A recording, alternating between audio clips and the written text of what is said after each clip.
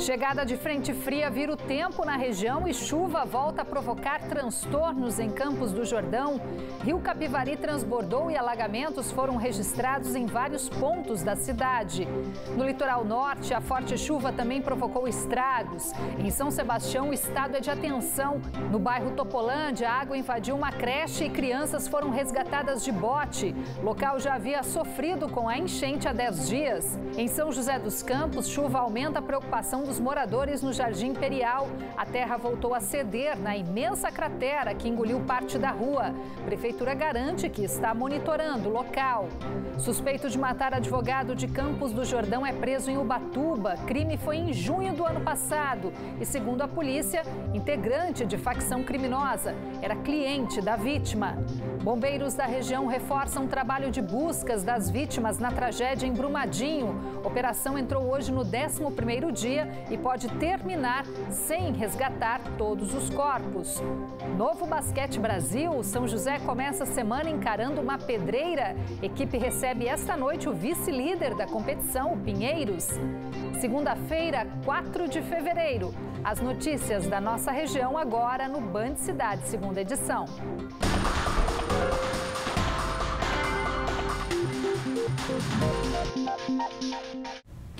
Olá, muito boa noite. E depois do forte calor dos últimos dias, a chuva chegou e com muitos transtornos na região. Na Serra da Mantiqueira, Campos do Jordão é uma das cidades que ainda contabiliza os prejuízos. O rio Capivari transbordou hoje de manhã e muitos locais ficaram alagados. Todo esforço para conter a água parecia ser em vão. A chuva que atingiu Campos do Jordão na manhã de hoje voltou a causar transtornos para os moradores.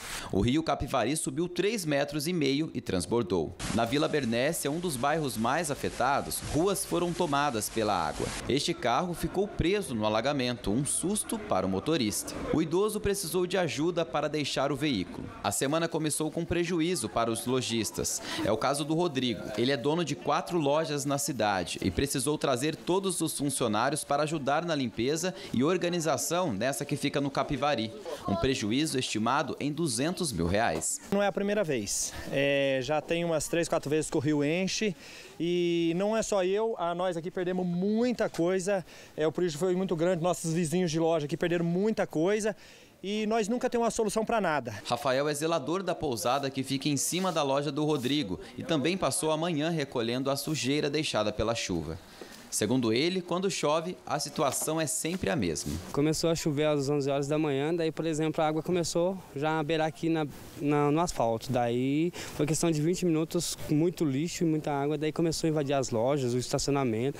Daí as pessoas começaram a correr para recolher as coisas. Daí não deu tempo, muitas das lojas tomaram prejuízo de estragar roupas, sapatos. Olha, nós estamos aqui no Capivari, aqui nesse local funciona uma oficina que também faz locação de quadriciclos. E a água chegou a invadir completamente lá dentro. Vocês podem ver aqui a altura da porta onde chegou o nível da água aqui na hora da chuva. O prejuízo só não foi maior porque o proprietário junto com os funcionários conseguiram remover os veículos e evitar que a água também chegasse a afetar os motores. As águas cristalinas da ducha de prata também amanheceram assim, sujas de barro. De acordo com a Defesa Civil, em 1 hora, choveu o volume esperado para 15 dias. Foi registrada a queda de um muro residencial, mas ninguém ficou ferido. Em 1 hora e 2 minutos, nós tivemos 92,37 milímetros localizado aqui pelo pluviômetro da Bernécia, ao qual aí tivemos diversos pontos de alagamento e alguns pontos de inundação. Ao todo foram 8 no eixo aí, desde a entrada da cidade até o bairro Capivari, inclusive no bairro Capivari aí com alguns lojistas aí tendo algumas percas materiais. A recomendação da Defesa Civil é que quando for identificada qualquer situação de risco, é que a pessoa deixe imediatamente o local. A gente até pede para aqueles que tiverem necessidade da Defesa Civil, trincas em muros, postes inclinados, árvores inclinadas, estalos, ligar na Defesa Civil 199, Corpo de Bombeiros 193 ou Guarda Civil Municipal 153, até para que a gente possa no local fazer uma vistoria técnica aí. Mas quem sofre com os estragos toda vez que chove na cidade, espera agora uma solução do poder público para evitar novos prejuízos. Nós não tem solução, a solução é sempre a perca para nós, é sempre a perca, é sempre prejuízo, a gente paga os impostos, tudo que pagava, de hoje em diante eu não vou pagar mais imposto. A Prefeitura de Campos do Jordão informou que a vazão foi rápida, mas não disse se há um plano de escoamento na cidade. Porém, informou que vem fazendo investimentos nos últimos anos para aprimorar o trabalho da Defesa Civil, que já entra em estado de alerta quando os pluviômetros registram 60 milímetros de chuva em 72 horas. Além disso, a cidade tem 175 áreas de risco mapeadas, onde vive 3.400 famílias, sendo 389 delas em áreas com risco de inundação.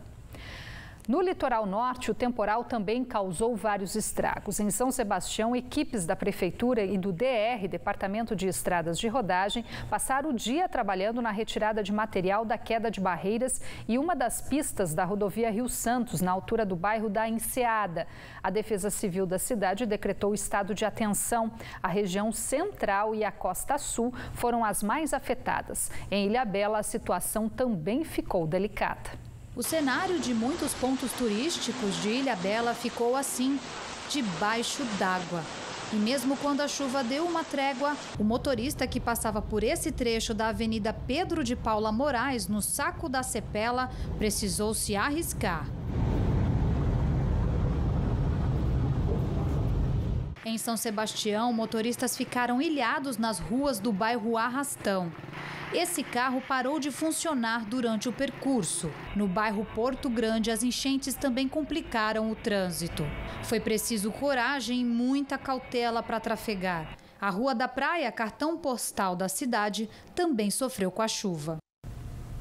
E no litoral, o maior acumulado de chuva foi registrado em Ilhabela. Foram 150 milímetros em 12 horas. Em Ubatuba, foram 139 milímetros, 129 em Caraguatatuba e 128 milímetros em São Sebastião.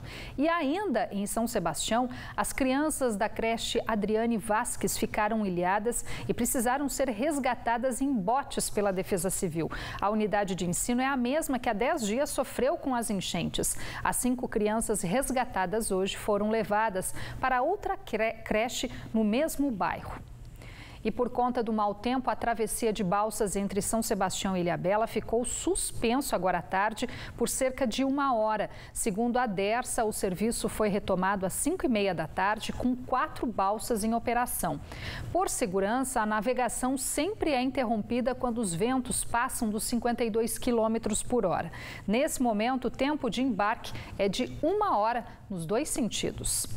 E segundo a SOMAR Meteorologia, essa virada no tempo foi provocada pela chegada de uma frente fria que veio do sul do país e deve manter o tempo instável na região até a próxima quarta-feira. Confira agora a previsão do tempo para amanhã em toda a região.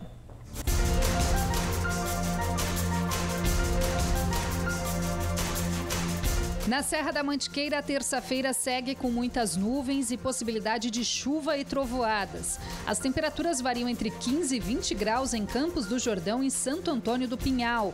Tempo bastante encoberto também no Vale do Paraíba e a previsão de chuva também continua amanhã. Máxima de 26 em Natividade da Serra, 27 em Cruzeiro e Bananal e 28 em São Luís do Paraitinga. No litoral norte, amanhã a previsão ainda é de tempo fechado e chuvas periódicas. A máxima chega aos 29 graus em Caraguatatuba e São Sebastião. Em Taubaté, a máxima hoje chegou aos 27 graus e o tempo vai continuar fechado nesta terça-feira. Também pode chover em algumas regiões. As temperaturas não mudam muito, variam entre 20 e 26 graus. Mesma previsão para Lavrinhas, onde as temperaturas amanhã ficam entre 19 e 28 graus. De volta ao litoral, nesta terça-feira, o tempo fica fechado em Ilhabela, também com previsão de chuva isolada. As temperaturas variam entre 23 e 28 graus. Um vazamento de cloro gasoso deixou uma pessoa inconsciente esta tarde na Vila Brito, em Lorena. Segundo o Corpo de Bombeiros que atendeu à ocorrência, a vítima é funcionário de um ferro velho e teria comprado 2 cilindros do produto, mas sem saber que dentro deles havia substância tóxica. Ele desmaiou ao inalar o produto. A área foi isolada e a CETESB e a Polícia Ambiental foram acionados para controlar o vazamento e recolher os cilindros. O homem foi encaminhado para o pronto-socorro municipal com suspeita de convulsão, porém o estado de saúde ainda não foi informado. 4 pessoas ficaram feridas em um acidente esta manhã envolvendo um ônibus e um carro na altura do quilômetro 43 da rodovia Floriano Rodrigues Pinheiro, em Campos do Jordão. Segundo a Polícia Rodoviária Estadual, o veículo de passeio descia a serra quando o motorista perdeu o controle da direção após uma curva. O motorista e os passageiros do carro sofreram ferimentos leves e foram encaminhados para o Hospital Regional de Taubaté e também o Pronto-Socorro Municipal de Campos do Jordão. No ônibus, ninguém se feriu. No próximo bloco, chuva intensa aumenta a preocupação dos moradores do Jardim Imperial em São José dos Campos. Hoje, voltou a cair terra na cratera que se abriu e quase engoliu casas que permanecem interditadas. O Band Cidade volta em instantes, agora às 7 horas em ponto. Não saia daí.